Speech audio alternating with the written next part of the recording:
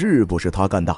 张鹏却哭笑不得地表示，根本不是自己做的。而一旁的周道也立马询问他，大晚上到后花园干什么？张鹏听后只能叹气地从袖子里拿出一幅画。周道打开一看，里面掺着一张字条，上面写着晚花园相见，所以他才会出现在后花园里，只是想知道约他的人是谁，以至于元芳问他那天晚上的行程时，他才会支支吾吾，被众人当成嫌疑犯。次日晚上，单独在房间思考案情的狄仁杰拿起毛笔在纸上画了一把剑。这时一只鸽子飞了进来，他从鸽子脚上拿下一张纸条，打开一看，原来是张鹏约他见面。走到相约地点却没有见到人，突然天空下起了大雨，狄仁杰连忙跑到天王殿躲雨。